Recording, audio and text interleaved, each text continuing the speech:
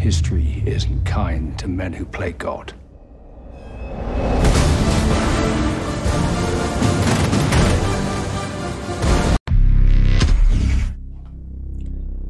Hey, hey, hey. Selamat bergabung kembali di channel BB69. Sobat BB69, akhirnya nih setelah berkali-kali film ini ditunda karena pandemi COVID-19, akhirnya kemarin rilis di bioskop Indonesia di Jakarta terutama ya. Dan film ini merupakan installment ke-25 dari saga James Bond yang diproduksi oleh Eon Production dan diberi judul No Time to Die. Nah, sekarang sudah bergabung dengan saya dua teman kongko BB69 yakni Mas Reza dan Mbak Fani. Apa kabar nih? Sehat semua ya? Baik, terima kasih undangannya Mas Setiawan. Thank you Oke, Mas Setiawan, alhamdulillah aku sehat kabarnya. Mas Setiawan gimana kabarnya? puji Tuhan sehat nih. Kalau Mas Reza kelihatan tambah seger nih, tambah langsing, wah tambah bugar. Mbak Fani juga nih Aduh. kayak dua-duanya ini sangat edik sama olahraga. Sobat Bisep. Sobat bisep. Kalau saya sobat sobat perut lah. Sobat Kita juga abdomen. perutnya masih ini kok. Sobat apps masih 00 kok. Masih 00 ya. Oke. 007. Nah, gimana nih Mas Reza? Menurut Mas Reza nih film yang merupakan ini kan merupakan saga penutup dari James Bond saga ya versi Daniel Craig secara keseluruhan. Gimana nih? Oke, menurut saya sih ada beberapa poin, beberapa cerita yang agak sedikit bisa dibilang boring ya, tapi sedikit boring gitu. Mungkin karena filmnya nggak terlalu panjang gitu, dan actionnya nggak terlalu banyak gitu. Tapi kalau dari segi menikmati sih, saya menikmati banget di No Time to Die ini gitu ya, karena pemandangannya bagus, ceritanya bagus gitu ya. Jadi untuk perpisahan kepada Daniel Craig menurut saya ini lumayan sih. Lumayan. Oke. Nah, kalau Mbak Fani setuju gak Mbak Fani? Lumayan katanya. Sama seperti Reza. Mungkin kalau kita kasih nilai berapa ya, Zat? 7 7,5 kali ya? lah. 7,5 lah ya. Belum mengalahkan Casino Royale dengan segala kesempurnaannya itu sih, tapi setidaknya ini lebih bagus. Ini termasuk film penutup yang cukup menghibur dibanding film-film yang sebelumnya ya, gitu. Apalagi kalau dibandingin sama Quantum of Solace yang seperti itu. Pokoknya Long Live Daniel Craig, kita suka, kalau saya pribadi suka banget, dan saya sih cukup menantikan ada nuansa gedebak-gedebuk ala Daniel Craig dalam installment James Bond berikutnya gitu. Installment berikutnya, jadi kan yang pastinya itu bukan Daniel Craig lagi nih. Kita masih meraba-raba siapa nih? Mungkin aja Mas Reza atau siapa nih? Aduh. Tapi kalau dilihat dari kode-kode yang ditampilkan di filmnya, sepertinya ada kemungkinan untuk mengganti begitu ya. Nah, bocorannya kan dengan penggunaan 007 di film ini kan sudah diganti gitu ya, dengan perempuan kulit hitam gitu. Kabarnya kan berikutnya, jadi ini menandakan bahwa siapapun tuh bisa menjadi 007 gitu. Gak harus laki-laki, bisa jadi perempuan, gak harus kulit hitam, gak harus kulit putih, bisa jadi kulit hitam gitu. Jadi emang terbuka semua, dan menurut saya akan lebih menarik kalau misalnya mungkin dari Asia kali, karena sebagai orang Asia ya, kita pasti mau Asian proud gitu ya.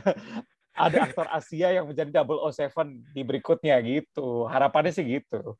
Oh, ini mah bilang aja milih Asia karena Mas Reza mau Pasti casting. kan menjagokan satu nama ya. Kamu menjagokan satu nama tuh, aku tahu tuh. Siapa nih? Siapa yang dijagoin sama Mas Reza nih? Henry Golding bukan, Zak?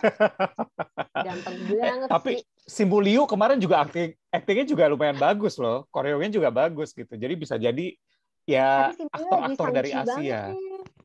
Sangchi banget. I mean dari aktor-aktor Asia tuh Yoshi Sudarso aja apa, Zak?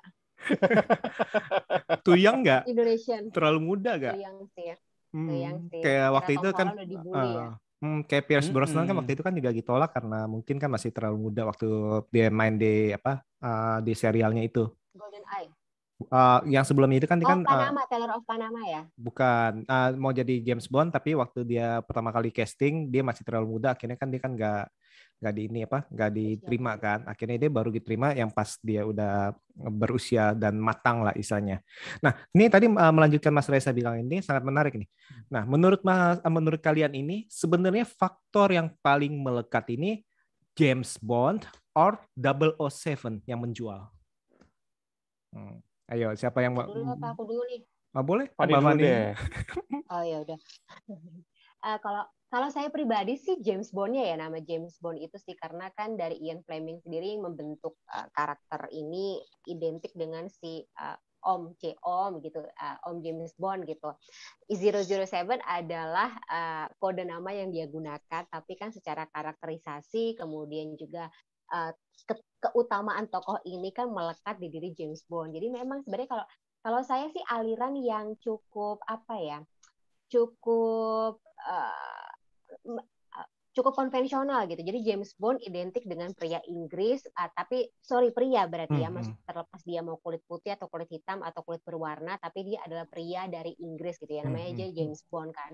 Jadi terserah dia mau 007 atau tidak pakai kode nama sama sekali, tapi kedepannya akan tetap seorang pria bernama James Bond gitu di instalasi selanjutnya. Itu sih.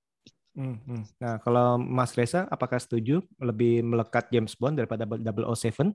Lebih menjual? Oke, kalau dilihat dari beberapa judul yang terakhir kan juga kan biasanya mereka mulai menggunakan kode ibaratnya Casino Royale kan juga ada 2O terus ditambahin 7 gitu. Begitu pula dengan No Time to Die gitu. Jadi sepertinya rencana ini tuh sudah matang nih beberapa film terakhir untuk nanti ke depannya sudah bukan James Bond lagi tapi 007 yang dijual.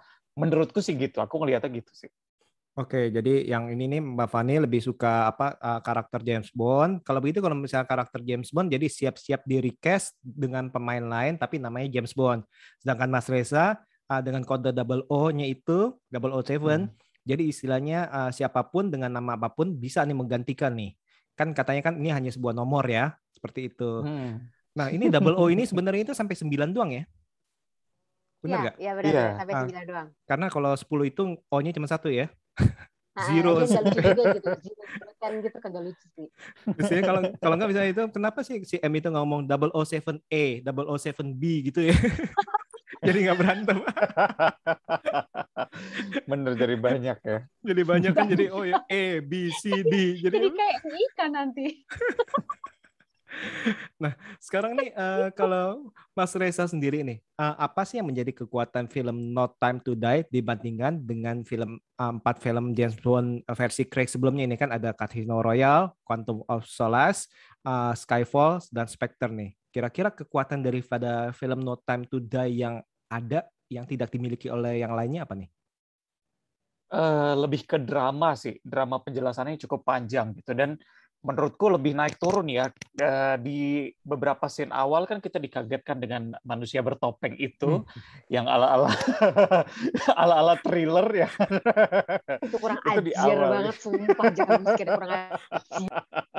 Itu tuh benar, orang sebelah bangku saya sampai kaget. Oke, saya satu studio sendiri lagi-lagi ya. Mulai ngecek ini salah film atau bukan gitu. Oh, enggak benar ternyata. Gitu. Jadi lebih ke beragam, drama percintaannya ada gitu, actionnya ada gitu. Apa ya? Sisi lain dari James Bond yang kita nggak lihat tuh ada di sini gitu. Di mana dia lebih ramah, lebih nggak egois gitu, terlebih posisinya yang sudah pensiun gitu ya. Jadi buktinya ketika dia mendengar ada 007, dia nggak yang congkak atau gimana. Oh ya udah, gue udah tua nih, gue udah pensiun nih gitu. Jadi sisi angkuh dan sisi lain dari James Bond-nya tuh benar-benar diceritakan di sini. Itu yang jadi pembedanya sih menurutku. Itu kelebihan apa kekurangan tuh kalau misalkan pembeda itu menjadi suatu kelebihan nih bagi Mas Reza atau itu malah menjadi kekurangan? Menurutku kelebihan karena jadi pembedanya gitu dibandingkan dengan yang lain ya udah ya ciri khas dari film spy ya begitu pasti banyak actionnya apalah segala macam. Justru titik-titik pembeda ini yang menurutku bisa jadi kelebihannya dari No Time to Die. Kapan lagi melihat James Bond itu nggak six pack lagi ya? Sudah mulai Tapi ada pack-nya lah 2, Ah, kirain 2 lah. ya kalau gitu Itu yang kurang logis sih. Pensiun, badannya masih bagus gitu, masih waduh. Jadi Padahal kerjaannya ya cuma gitu-gitu doang ya, di pantai main, minum-minum mabuk. alkohol. mabuk. Tapi TS kali ya. John Wick udah pensiun waktu itu masih ganteng aja tuh waktu di film pertamanya tuh. Kalau Keanu Reeves kayaknya udah dari sananya deh. Mungkin Tuhan tuh lagi tersenyum ketika menciptakan Keanu Reeves dan segala karakter yang dia mainkan. Jadi kayak nggak ada yang salah ya, mohon maaf. Dia kayaknya mundur ya, ibaratnya Benjamin Button gitu. Makin hari kok makin muda ya. Jadi bayi nanti. Kalau Mbak Fani gimana Mbak Fani melihat apa nih yang menjadi pembeda dari film No Time to Die dengan 4 film James Bond sebelumnya nih versi Craig? Seperti Mas Reza banget, sama seperti Mas Reza bilang, ketika kita bisa melihat sisi manusianya dari seorang James Bond gitu ya yang udah makin menua gitu, seperti Mas Reza bilang tadi gitu, semakin dewasa. Kalau misalnya kita masih muda kan masih ada ambisi, kemudian kayak arogansi atau kayak senioritas gitu ya, tapi ketika si James Bond dikonfrontir oleh si agen baru ini, dia kayak ya udahlah gitu. Terus I will live with my life. I will live with my own life, sampai orang yang dia sayangi, kalau ada orang yang nyenggol orang-orang atau keluarga yang dia sayangi, baru dia bergerak gitu. Tapi so far sih memang ini adalah sosok James Bond paling manusiawi dari installment James Bond sebelumnya begitu. Jadi ada nuansa yang menyenangkan sendirilah untuk dilihat, dan maksudnya sebagai film penutup dari eranya Daniel Craig lumayan menghibur. Ini kalau di sini kita bisa lihat ini si James Bond ini sebagai family man ya kali Mbak Fani ya. Ayah idaman, suami idaman kali. Enggak. Emang cowok-cowok idaman sekarang tuh seperti itu ya, menua, family man, tapi badannya masih bagus. Udah. Badannya masih bagus. Oke. Terus tadi itu kata Mas Reza juga emang bener sih, bahwa di sini ini JB ini kayaknya lebih dewasa ya, dalam itu nggak geradak geruduk, terus istilahnya penuh perhitungan. Kalau yang di 4 film sebelumnya kan karakternya kan lebih istilahnya lihat musuh kejar ya, apalagi yang pas di Casino Royale tuh yang pertamanya itu bener-bener dia itu seorang yang tanpa pikir panjang, bahkan sampai masuk ke kedutaan segala macam, itu dia masa bodoh. Tapi di sini ini kayaknya dia lebih mulai hati-hati. Darah muda soalnya. Darah muda. Iya.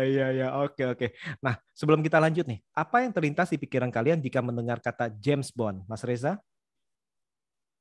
Scene di awal sih yang tembak door gitu, terus dengan lingkaran-lingkaran itu kan udah jadi ciri khas banget kan. Sama mungkin satu lagi opening scene dengan lagu-lagu theme song-nya gitu, itu udah jadi ciri khas banget sih. Opening scene-nya apa lagu theme song-nya? Opening scene kan yang berapa menit, yang penuh aksi segala macam, atau theme song-nya yang penuh animasi-animasi itu? Nah, yang penuh animasi itu, Mas. Oke, itu kan udah jadi ciri khas banget ya. Nah, kalau Mbak Fani, kalau mendengar kata James Bond, apa yang dipikiran? Wah, James Bond adalah satu standarisasi pria yang sulit sekali untuk dicapai. Tapi kalau aku tuh mengenal James Bond kan pertama kali James Bond dikenalkan oleh almarhum papaku ya gitu. Film pertama yang aku tonton itu adalah Golden Eye gitu. Bayangkan aku nonton Golden Eye dengan segala sekuensnya itu ditonton bersama dengan orang tuaku. Jadi kalau ada yang aneh-aneh tutup mata gitu. Jadi aku mengenal berarti pria yang keren adalah pria flamboyan seperti James Bond Brosnan. gitu. Cuma Pierce Brosnan waktu itu kan, tetap aja sih walaupun dengan gedebak-gedebuk tapi gayanya kan sangat suave ya. Terus kemudian tapi ya itu sama seperti Reza sekali lagi, ya Allah kita kayak hampir sama deh seleranya kenapa kita menyukai film James Bond. Opening sequence dengan panjang ya, cukup panjang, kali ada lebih dari 2,5 sampai 3 menitan gitu kan lagunya yang begitu. Terus kemudian lagu Golden Eye Tina Turner sampai sekarang masih aku masukin playlist. Terus animasi, kemudian juga estetiknya yang disesuaikan dengan konsep dari si film itu. Jadi masing-masing opening disesuaikan dengan konsep atau kayak judul filmnya kan gitu. Itu sih yang bikin menarik. Kayaknya cuma James Bond doang deh yang punya spesialisasi atau kekasan itu. Iya nggak sih? Mission Impossible. Oh iya tapi kalau Mission Impossible menurut aku tidak terlalu ngena sih gitu. Aku lebih kena James Bond. Gitu. Wah, Mbak Fani ini berarti ini Pierce Brosnan. Jadi istilahnya James Bond itu harus yang rapi, perlente, ganteng. Enggak, aku fleksibel kok. Oh, fleksibel. Aku fleksibel. Oke. Nah, Mas Reza, James Bond pertama apa ya yang ditonton? Aku kayaknya apa yang main Anggar itu? Die Another Day sama Madonna ya. Iya. Madonna soundtracknya itu. Pierce Brosnan ya. Pierce Brosnan juga.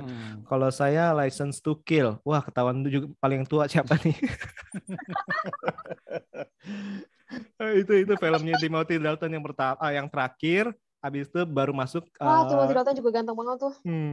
Dan itu konsep pikiran saya itu James Bond pertama saya nonton License to Kill, dan jadi akhirnya saya punya konsep bisa boleh membunuh siapa aja. Saya punya license seperti itu sih.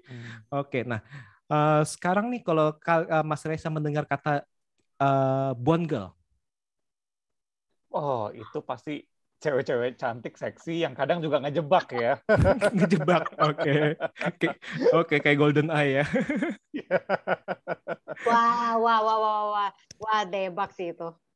Denia Ona top, sesuai dengan namanya. Oke, kalau Mbak Fani gimana Mbak Fani kalau mendengar kata Bond Girl? Nah, itu juga menarik sih karena Bond Girl dari zamannya film-film yang dimainkan oleh Sean Connery sampai dengan saat era Daniel Craig ini bergeser tuh. Jadi tidak hanya sebagai pemanis layar, tetapi juga ada maksud, ada peran. Kalau yang terakhir ini sih aku cukup puas gak puas ya dengan adanya Ana de Armas ini. Puas karena dia sangat mencuri perhatian sekali sebagai Bond Girl, tapi yang bukan bersifat sebagai damsel in distress. Terus dia juga tidak mudah jatuh dalam pesonanya si James Bond. Tapi durasinya sebentar banget, ya ampun, kesel. Setuju. Untuk film yang hampir 3 jam ya. Kenapa scene-nya dia nggak terlalu banyak gitu. Cakep banget lagi. Buset deh, Ana de Armas. Soalnya kalau yang di film ini banyak loh dalam arti wanita ya. Kayak Moneypenny ya. Terus Paloma. Terus Nomi The New 007. Terus habis itu Madeleine Swan. Jadi ada 4 nih. Ada 4 karakter wanita yang 4-4-nya itu bukan pemanis nih, Mas. Jadi istilahnya mungkin ini kenapa istilahnya harus dibagi-bagi kali ya. Kayak Moneypenny kan juga di sini juga cuma sebentar. Ya walaupun emang di tempat-tempat lain biasanya mas sebentar. Tapi kan sekarang kan dia kan sudah berubah nih. Istilahnya sudah lebih aktif ya dalam menolong si James Bond. Lebih istilahnya dalam arti mungkin lebih punya strategi segala macam. Berani ngatain. Nah, takutnya ini mungkin takut menutupi si Nomi The New 007-nya sih. Nah, kalau kelihatannya sih gitu sih. Mas Reza kalau dilihat dari situ tuh si Paloma yang si Ana de Armas sama si Nomi bisa itu lebih melekat mana nih? Lebih melekat Ana de Armas sih. Kenapa? Dia dari pertama kali muncul aja tuh udah benar-benar mencuri perhatian ya.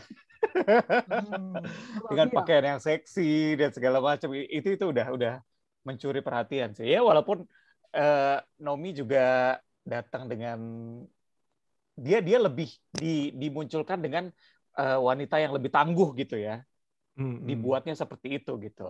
Tapi tetap sih Ana de Armas luar biasa. Di hati. Nah, Mbak Fani gimana Mbak Fani melihat ini? Parah sih. Sama pokoknya udah Ana de Armas, pokoknya saya adalah grupis Ana de Armas terdepan. Kenapa?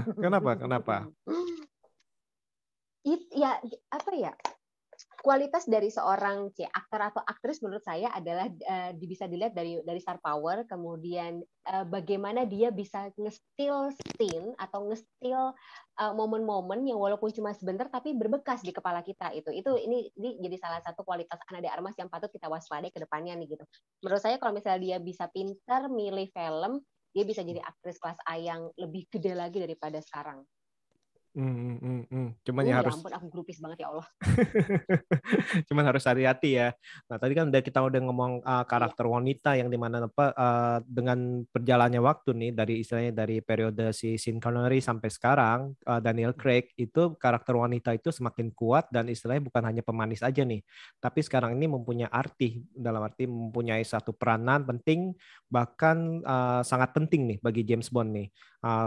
Bukan seperti cuman istilahnya ya muncul terus jadi korban mati atau muncul jadi istilahnya cinta semalam atau muncul jadi yang tadi Mas Reza bilang itu perangkap.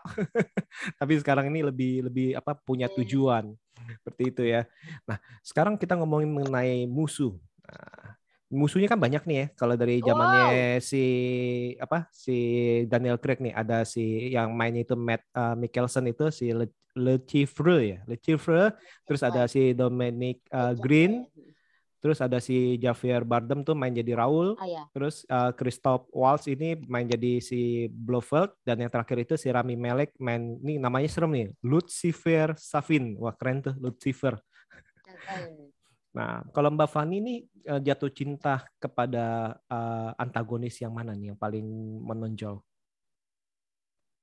Tetap Les Chiffre played by Mads Mikkelsen. Mohon maaf nih. Aduh, sebenarnya saya cukup menanti-nanti waktu Hans Landa di cast sebagai Ernst Stavro Blofeld. Tapi entah karena screenplay-nya gitu atau karena memang durasi munculnya atau ya sudahlah memang seperti itulah adanya, tidak terlalu berbekas seperti Les Chiffre gitu. Jadi kayak kalau misalnya kita bikin top 10, top 5 lah gitu. Les Chiffre di peringkat pertama, Ernst Stavro Blofeld ke peringkat kedua, kemudian ketiganya masih ya si Lucifer Safin itu yang juga cuma sebentar ya munculnya. Sebenarnya menurut saya Rami Malek nih harusnya bisa digali lebih lanjut ya karena dia aneh banget. Sorry, bukan aneh, unik ya kita nyebutnya ya gitu. Dengan segala keunikan dan ketidaknormalan yang dia punya, auranya dia kan tidak normal ya sebenarnya si Rami Malek ini harusnya bisa digali lagi di scene pertama kali dia muncul itu harusnya bisa lebih dikedepankan gitu.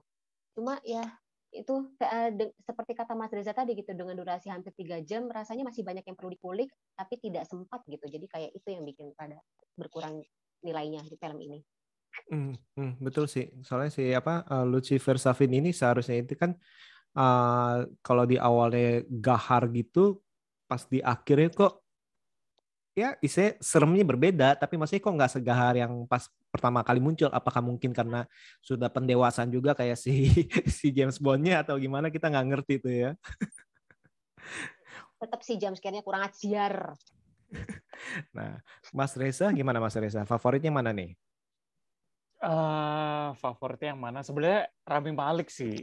Karena dia aktingnya sebenarnya bagus gitu. Cuma bener tadi Mas Tiawan bilang bahwa kurang dalam gitu, kurang digali lebih dalam lagi di sini. Padahal dia ya secara akting dia bagus, film-film sebelumnya juga keren gitu. Dan sebenarnya di sini juga kan karakternya lumayan ya. Kita tadi sempat bahas di mana scene awal dia muncul yang udah ngagetin dan segala macam gitu. Terus apalagi scene ketika ketemu dia bilang, saya masih ingat mata kamu dari dulu gitu. Itu kan udah kuat banget gitu ya. Tapi sayang pendalaman karakternya masih kurang gitu. Mungkin karena fokusnya adalah saying goodbye to Daniel Craig di sini gitu. Menurutku sih itu.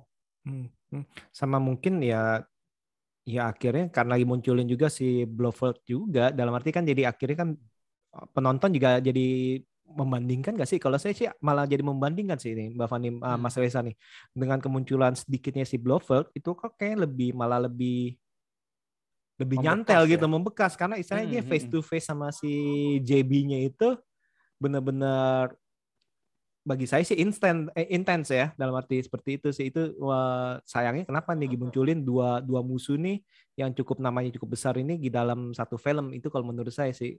Kalau Mbak Fani ada gimana?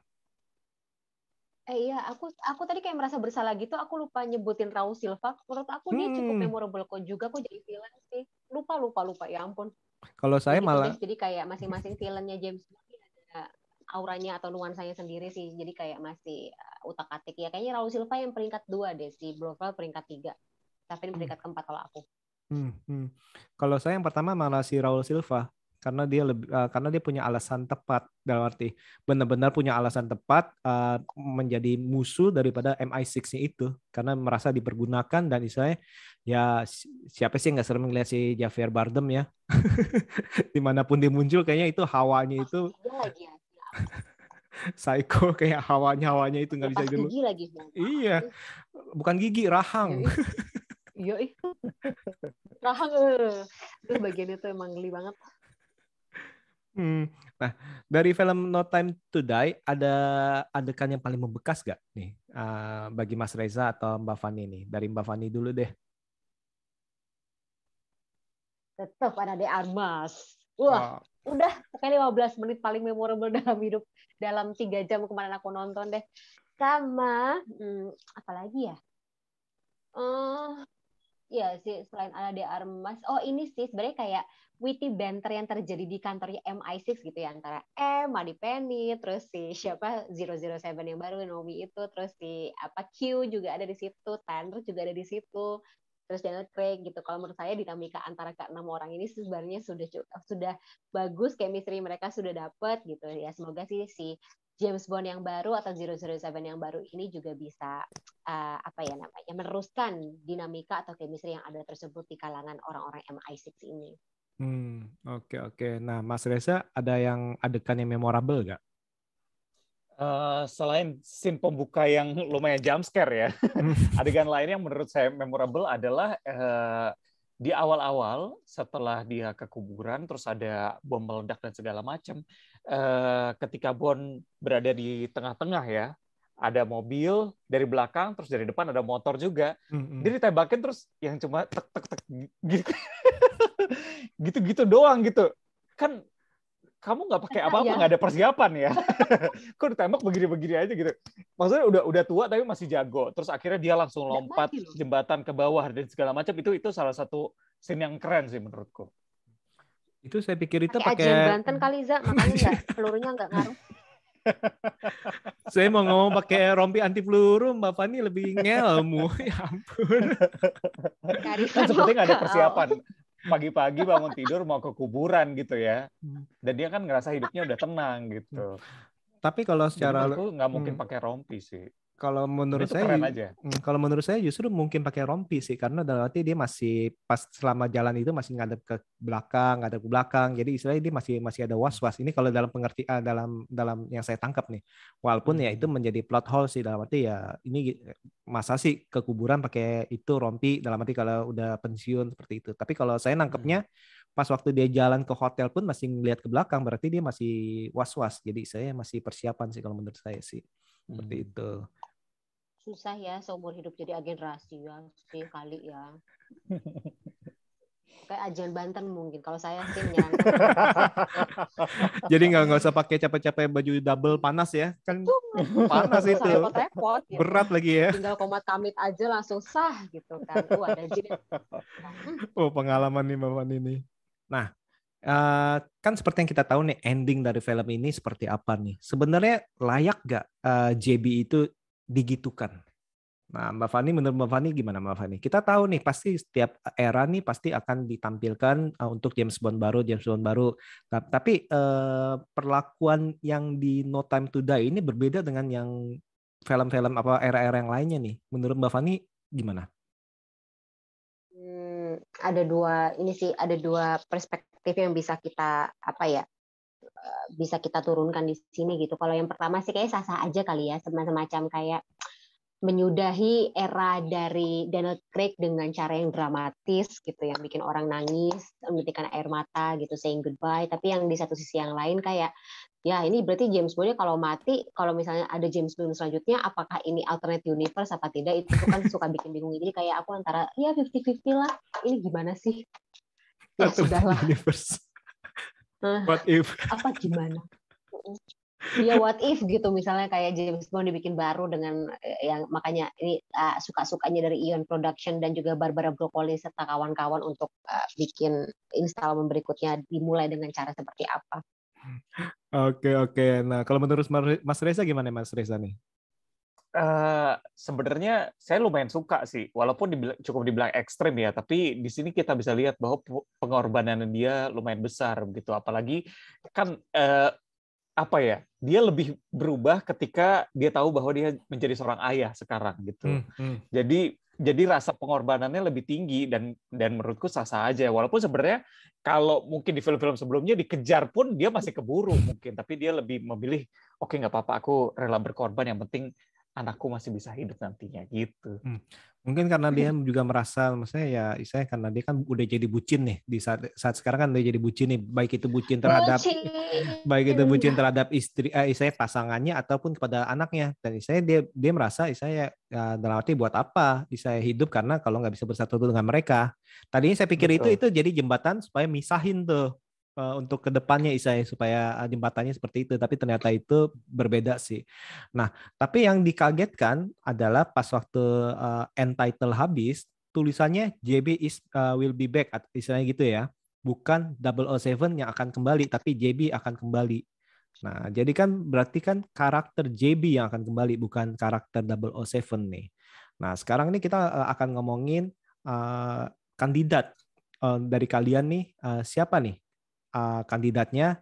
Dan sebelumnya saya ingin tanya dulu, apakah sebaiknya saya tetap laki-laki ataukah perempuan, ataukah dari etnis harus etnis yang berbeda, atau kulit putih, atau dalam arti tetap harus pokoknya mau etnis apapun yang penting British. Nah, kita mulai dari siapa nih? Suruhan siapa? Ayo, Gang Sweet dulu. Mbak Fani dulu deh yang joget-joget tuh. Again, kalau saya sih cukup setia dengan premis James Bond adalah seorang pria dan dari Inggris ya gitu, karena kan memang penciptaan karakter ini kan dibuat dengan sedemikian rupa gitu. Ian Fleming pengennya adalah begini gitu-gitu ya. Kayak saya termasuk yang cukup setia dengan premis yang diciptakan oleh Sir Ian Fleming tersebut gitu. Pria British.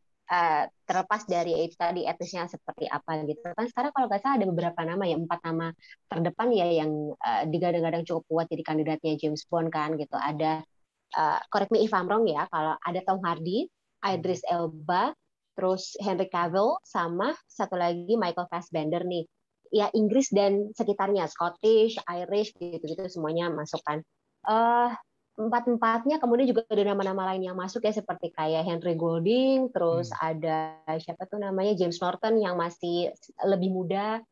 Terus yang saya cukup heran sih kenapa tapi mungkin ada pertimbangan sendiri gitu, kayak si siapa tuh namanya yang jadi Edward Cullen yang baru Robert Pattinson itu juga nggak masuk ya, belum masuk namanya. Cuma kalau dari 4 nama yang paling terdepan nih, kandidat paling terdepan, kalau saya pribadi sih saya menjagokan antara Tom Hardy dan juga si Idris Elba ya, antara 2 nama ini.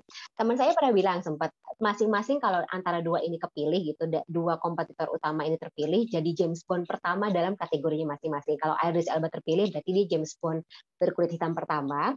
Kalau Tom Hardy yang terpilih dia James Bond bertato pertama gitu.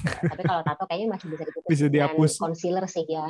Bisa dihapus dengan CGI gitu. Jadi kayak ya sudahlah. Tapi saya bucin Tom Hardy yang selain bucinnya Ana de Armas ya, saya bucinnya Tom Hardy yang paling utama gitu. Jadi kayak saya sih secara personal akan memilih Tom Hardy, tapi again sih pertimbangan dari casting director kan lebih bagus ya daripada pilihan personal saya gitu. Jadi siapapun yang terpilih nanti berarti dia yang terbaik tuh. May the best Bond win.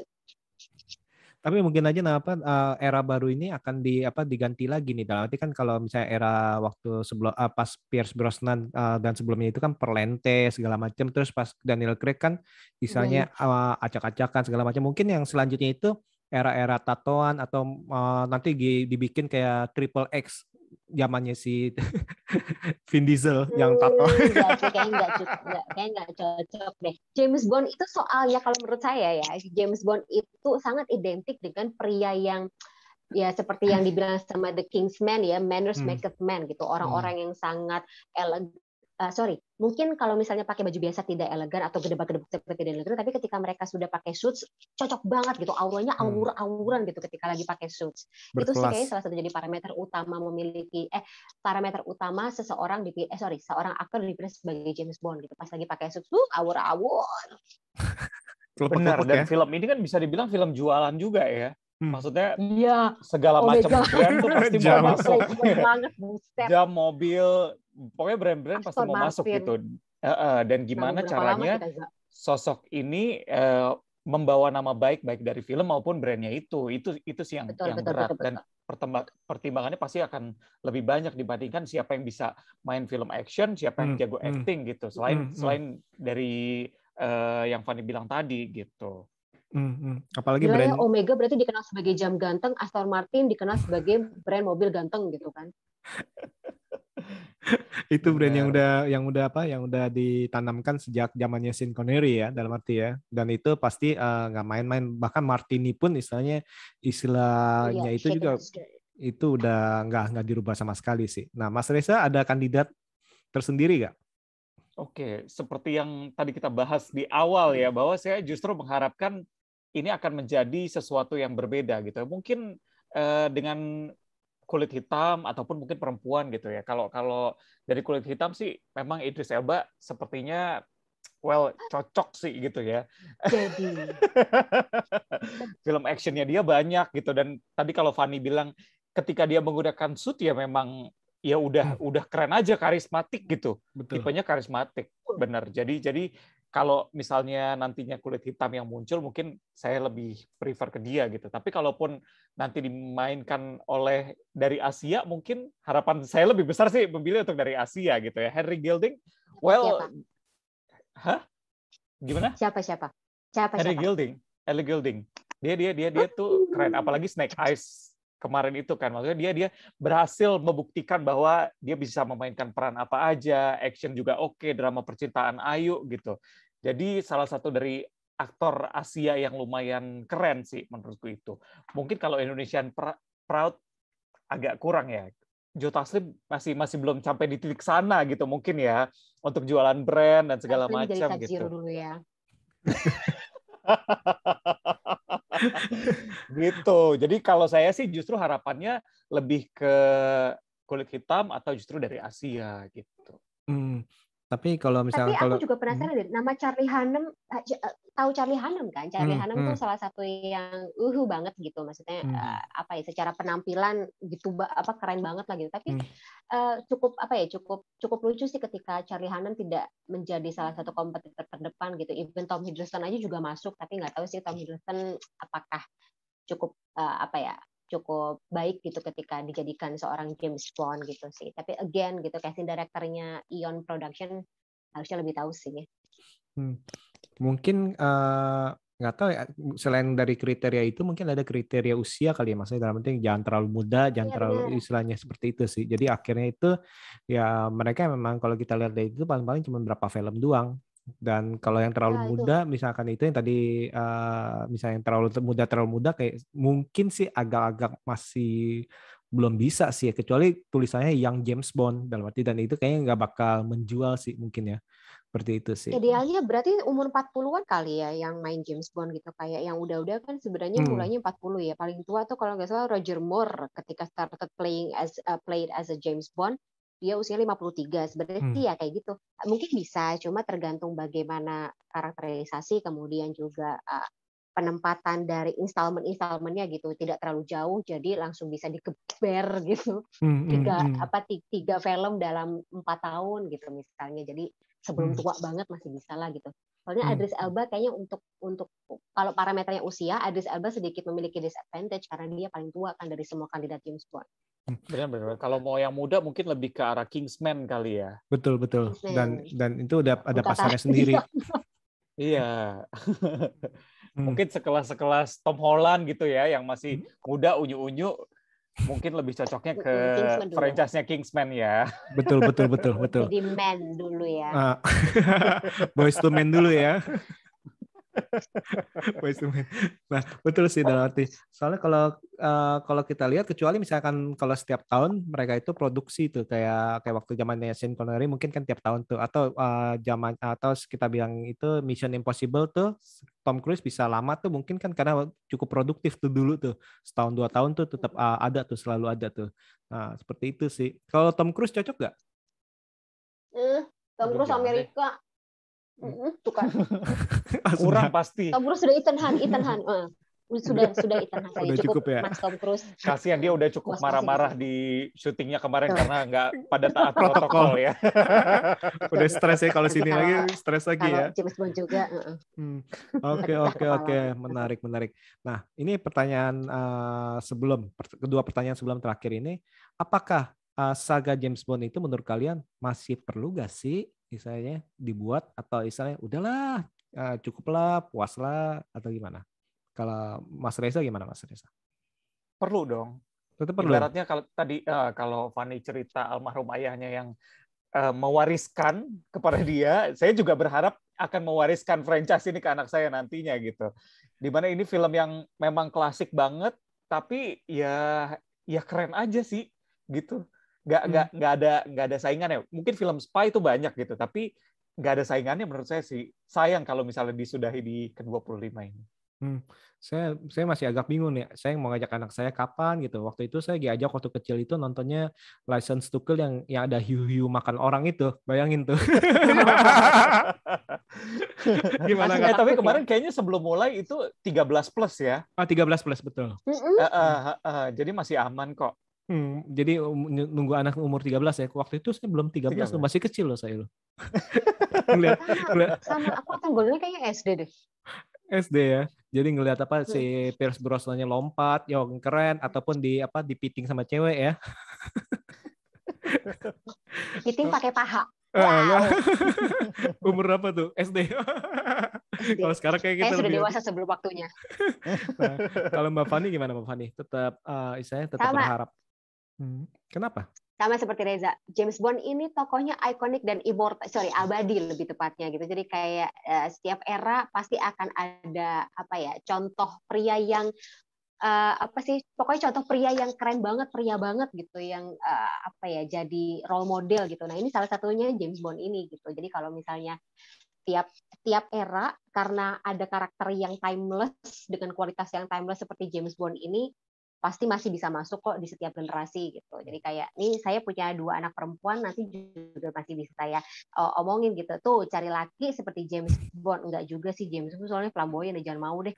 Sorry, cari kalau bisa sempetin mencoba atau jalan dengan pria seperti James Bond gitu. Nanti akan semakin kaya nih pengalamannya. Bisa jadi standar kegantengan pada era itu sih, ya kan? Betul, setuju. Dan buktinya orang-orang juga masih nungguin gitu. Ketika sekarang Daniel Craig udah selesai gitu ya, pasti nungguin kira-kira siapa berikutnya gitu. Dan itu yang benar kata Fanny bahwa ini abadi sebenarnya gitu. Ibaratnya tak lekang oleh waktu gitu ya. Jadi emang karakter ini harus tetap ada sih untuk jadi standar kegantengan bagi laki-laki. Tapi kemungkinan akan lengkap generasi dong ya. Nanti tunggu kita punya anak dulu baru kita perkenalin. Karena kalau misalkan sekarang nih masih anak-anak muda nih istilahnya, apakah mereka akan tertarik terhadap James Bond nih? Ini yang jadi pikiran saya nih. Saya sekarang misalnya teenager sekarang nih, kalau nggak diajak bapak emaknya itu, apakah dia akan melihat film James Bond nggak nih kalau Mas Reza bilang? Mungkin ya ketika memang reviewnya tuh segitu bagusnya. Tapi kayaknya milenial atau anak-anak muda zaman sekarang lebih suka ke superhero karena lagi zamannya gitu. Bukan zamannya film spy gitu. Tapi ya ke depan bisa diperbaiki sih menurutku ya. Dan untuk film James Bond kan syutingnya juga nggak sebentar, beberapa tahun ke depan gitu. Jadi bisa jadi standar tertentu gitu. Jangan sampai ini dirubah justru menjadi anak-anak yang lebih muda atau gimana untuk guide penonton yang lebih muda. Menurutku jangan sampai merubah standar yang udah ada sih gitu. Jadi standar bapak-bapak mama ya. Bener. Usia matang gitu. Usia matang udah lah cocok ya. di situ aja. Gimana Mbak Fani? Belajar dari pengalaman aku yang dicekokin film Golden Eye aja bisa suka gitu. Jadi kayaknya sih anak-anak nanti di masa mendatang juga tetap masih bisa suka sama James Bond dengan kan pasti kan film-film kemudian ceritanya kan juga disesuaikan dengan kondisi saat itu gitu. Jadi kayak relate to proximity mereka gitu, era di mana mereka hidup. Jadi kayak pasti akan selalu suka sih, karena kalau menurut aku sih spionase itu ya itu timeless gitu. Jadi bisa bisa kapanpun bisa ditonton, akan ada sosok yang disukai di tiap zamannya gitu-gitu, termasuk James Bond ini. Dan punya teori konspirasi yang masih bisa diangkat ya. Kayak Mission Impossible pun yang klasik pun itu kan ada serinya, terus habis itu muncul The New Mission Impossible, terus muncul filmnya, dan itu masih bisa tuh misalnya sampai sekarang pun masih ditunggu-tunggu ya. Seperti itu. Oke. Nah, ini pertanyaan terakhir sebelum kita tutup nih. Kenapa nih kalian ini apakah menyarankan teman Kongko BB69 untuk menonton film No Time to Die ini, dan kenapa? Dari Mas Reza? Oke. Saya menyarankan untuk nonton film ini dengan berbagai syarat. Dengan berbagai syarat. Waduh. Dengan berbagai syarat yang harus dipatuhi. Ingat, yang pertama jangan minum banyak dulu sebelum nonton gitu ya. Dan persiapkan perut ya. Jadi diisi dulu, makan dulu, snack dulu, minumnya jangan terlalu banyak supaya bisa menikmati film ini dari awal sampai habis gitu. Sama yang terakhir adalah pilihlah tempat duduk yang nggak terlalu dekat sama AC. Karena ini film lumayan panjang ya, sampai waktunya habis hanya untuk bolak-balik ke toilet aja gitu. Tapi kalau dari segi cerita ini lumayan keren dan patut ditunggu, ini sebagai tribute perpisahan terhadap Daniel Craig gitu. Oke. Mungkin karena kemarin itu dingin karena Mas Reza itu sendirian, Mas Reza. Bener. Mungkin. Ditambah kehadiran makhluk astral yang biasa itu menurunkan suhu. Aduh. Ngeri. Apalagi dibikin kaget di sequence Di pertama awal. di opening gitu, kurang ajar pokoknya itu. Oke. Nah, kalau Mbak Fani gimana, Mbak Fani? Kenapa nih perlu ditonton? Tahu banget. Pokoknya untuk Anda, apalagi yang suka banget sama James Bond gitu, terus Anda yang suka dengan elegan dan juga spionase semata-mata Inggris gitu, wajib nonton James Bond ini. Apalagi ini kayak penghabisan dari eranya Daniel Craig gitu. Dia adalah salah satu aktor yang cukup legendaris ya gitu. Walaupun kita semuanya, hampir sebagian besar dari kita waktu itu cukup memandang sebelah mata, menyaksikan kemampuan dia untuk menjadi James Bond, tapi ini adalah film penutup beliau yang cukup fenomenal. Tapi again, itu karena durasinya hampir 3 jam saja, saudara-saudara, jadi disarankan untuk ke kamar mandi terlebih dahulu, isi perut, pilih posisi duduk yang enak, atau enggak kayak saya kemarin kesini, yang penting lanjutlah sampai akhir film itu. Oke. Emang bener sih, ini sebuah film yang kita bisa bilang ini film perpisahan terhadap Daniel Craig sebagai sosok James Bond nih. Dan di sini kita bisa melihat perbedaan perkembangan dari si James Bond ini yang diperankan oleh si Daniel Craig ini dari Casino Royale sampai ke titik sekarang ini ada perubahan karakter dari dia, misalnya sifat, gaya bicara, gaya aksinya pun ini di sini berbeda. Dan jangan lupa juga ini harus ditonton di bioskop karena sound editingnya ini tadi saya lupa nih, sound editing ini benar-benar amazing sih, apalagi yang pas dia meledak terus istilahnya pendengarannya agak berkurang, walaupun banyak sekali sih kena ledakan sih, kayak ini pengen ditonjolkan gitu supaya saya pendengarannya berkurang mulai pulih. Nah itu benar-benar experience-nya itu di bioskop itu sangat-sangat keren sih itu istilahnya. Dan betul. Nggak usah takut nonton bioskop, yang penting dalam arti jaga prokesnya, dalam arti benar-benar taati. Jadi ya kita supaya tenang dan jangan sampai saya bioskop ditutup lagi. Oke, saya rasa ini episode kali ini cukup seru nih, kita ngomongin James Bond nih. Semoga nih ke depannya ini film-film James Bond ini lebih seru lagi dan lebih lebih unpredictable lah dalam arti. Oke, Mas Reza dan Mbak Fani, terima kasih udah meluangkan waktu untuk ngobrolin satu film saga yang keren banget nih. Sekali lagi saya ucapkan terima kasih dan nanti kita jumpa lagi di lain kesempatan. See you. Dadah.